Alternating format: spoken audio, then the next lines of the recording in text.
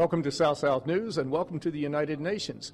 From June 8th through the 10th, the majority of the nations of the world convened at the United Nations to shine the spotlight on a problem that's been with us for over 30 years, and that's HIV/AIDS.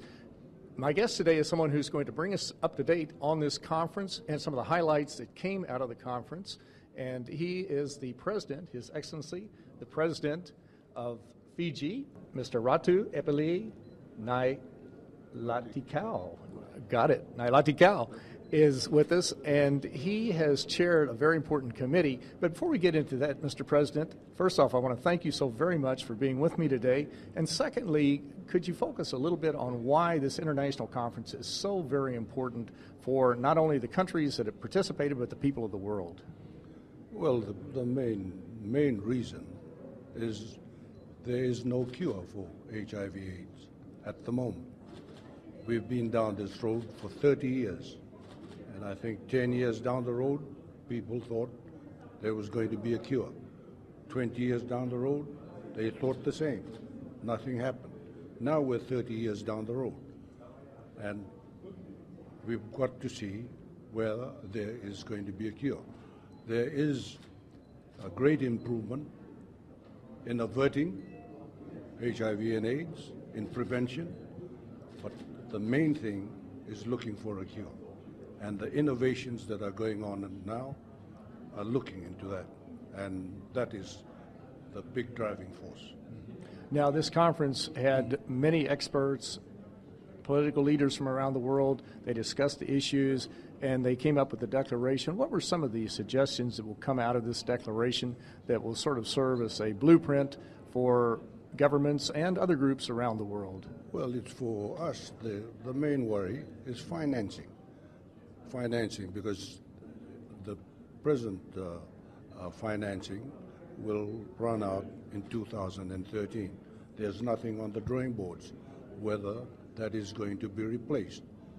Now, we can't have come down the track all this way and achieved so much then to be worried that we're not going to continue with that. And that needs to be solved, and solved as soon as possible.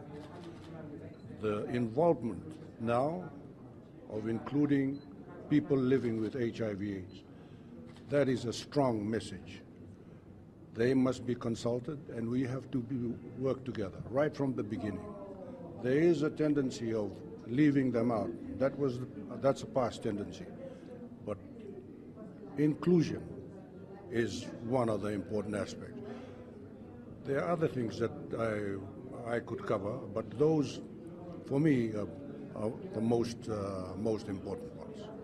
Now, you chaired, I believe there were 5 major committees, and you chaired one of those committees, the Innovations and Technologies Committee. Who were some of the participants, and what were some of your recommendations? Well, the participation of that committee varied a great deal, because we had people participating that interested me, really, was the people living with HIV and AIDS. They are representatives of the different countries. The first lady of Malawi was a participant, and she presented a very good presentation during that session. But listening and getting the views of those people living with HIV/AIDS, because in a way they felt left out in the past.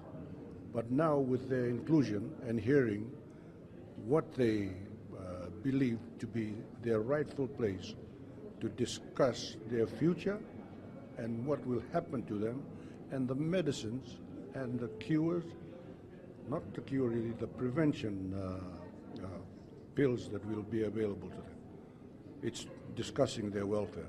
That's what the point that I like.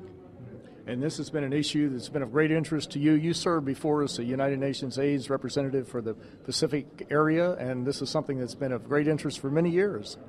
I've been serving with HIV/AIDS for quite a long time in Fiji, because when I was the Speaker of the House, I was involved with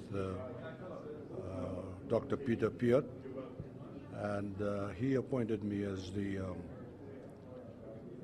special UN representative on UN AIDS representative in the Pacific.